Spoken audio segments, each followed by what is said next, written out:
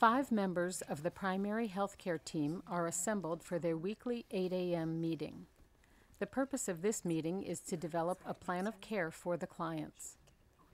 Present in the meeting are Nancy Furlong, the social worker, Hassan Garang, the pharmacist, Kathy Kane, the family physician, Terry White, the registered nurse, and Sheila McKinsey, the occupational therapist. Good morning. It's my turn to chair the meeting this morning, so it's 8 o'clock, so let's get started because we do have a number of clients to review. First of all, I need a recorder. Any volunteers? I'll record. I just need to record what we decide on the new interprofessional matrix form, right? Yes, that's right. Thanks, Sheila. You know the drill. The form works well to keep us on track, but please feel free to redirect us should we go off on a tangent. Everybody has the agenda with the list of clients that I sent out? Are there any changes, any concerns? Okay. The first patient today is Henry Keogh. Now, Terry, you're the nurse assigned to this case. Would you like to go ahead and present? Just a moment. Oh, here's the file.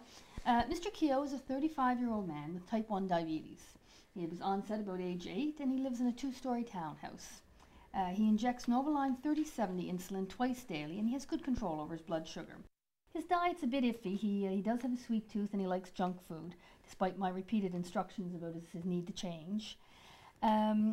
He's a seasonal worker in a fish plant, but he didn't work last year, and his eyesight's been declining over the past year and probably will continue to do so. But so far he can still drop his insulin and do things like put the key in the door, so he's basically safe at this time. He's on Ramipril 10 milligrams once daily, aspirin EC 81 milligrams once daily, simvastatin 40 milligrams once daily, and he also takes diazepam 10 milligrams for sleep, and he sometimes repeats that. He'll be coming in for routine blood work soon, and I've got a podiatrist scheduled to have a look at his feet and to cut his nails. He's okay, but I'm worried about his future health. Do you think we need to discuss him? We have such limited time and I have a lot of work to do today. I've been meaning to ask that we develop some formal criteria for selecting patients to present at these meetings. I think it would help ensure that we used our time effectively. Yeah, Kathy, I do appreciate where you're coming from. We all have a busy day. Maybe we do need to review the guidelines discussed when we develop the terms of reference for our team meetings. However, I believe Mr. Keogh does fit the criteria that we agreed to at the time. Nancy, why did you put that on the agenda for our next meeting? Yes, it sounds like we do need to review the guidelines. It was my understanding that we agreed to present cases that seemed complicated or required the input of others. So let's continue with those ground rules for today's meeting. Do we have enough information to start?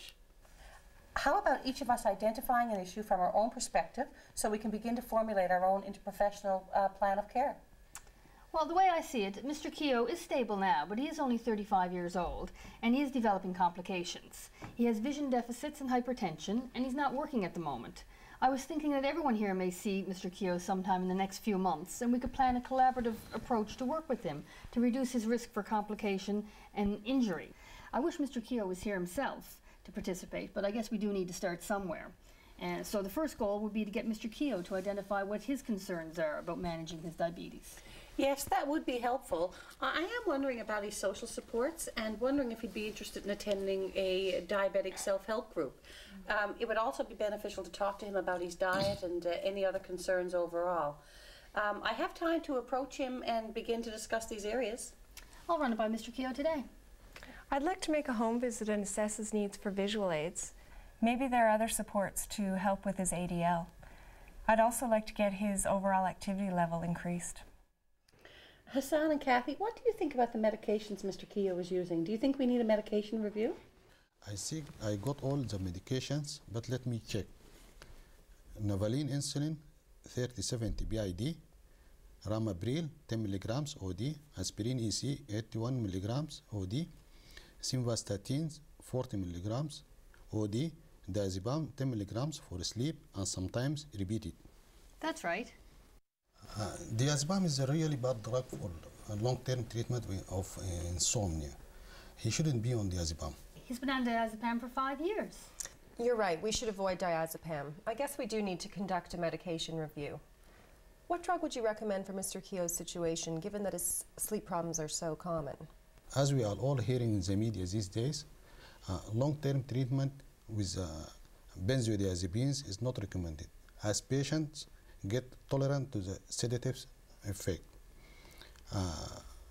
It has very long half-life, and it is potentiates problems that all hypnotic drugs have, such as hallucination, agitation, and changes in memory and gait. It turns out that Benadryl in low doses, say 25 milligrams, can be effective and relatively free from harmful side effects. Sometimes the anticholinergic effects of Benadryl can be a problem, but that can be monitored. So my goal for Mr. Keogh is to wean him off diazepam, and if needed, get him on a drug like Benadryl for sleep. Perhaps we need to explore the history of the sleep problem. Maybe he doesn't even need it anymore. Do you think it's something serious like sleep apnea that wakes him? No, it doesn't sound like sleep apnea to me. I wonder if he stays awake worrying about his health. He doesn't do much during the day, and he does have hypertension. His vision is changing, complications are beginning. So worry may be part of the problem, hence the diazepam approach. Okay, I'll pursue the sleep problem in his next visit. There should be something we can do. And I agree with Hassan. Let's try to get Mr. Keogh sleeping without medication and at the very least without diazepam. I'm also concerned about his nutrition. Do you think we need a dietitian consult? I've tried to get him to change his diet, but I haven't had any luck. So it is time to bring back the dietitian. It has been years since Mr. Keogh has met with her. She should be able to work with him on his diet and get him interested in the self-help group. She co-facilitates the group with the diabetic nurse educator. I'll follow up. We have a meeting later today. Well, these are all great issues, and I am cognizant of the time. Sheila, do you think you've captured everything? Would you like to review? Okay, let me see what I have here, and feel free to correct me if I didn't get this right. Issue number 1, Mr. Keogh will identify what his concerns are managing his disease. Terry will handle that. Issue 2, discuss social supports and how he's coping in other areas of his life. That's for social work. Issue 3, I'll make a home visit to assess his need for visual aids and other needs to support ADL and a more active lifestyle.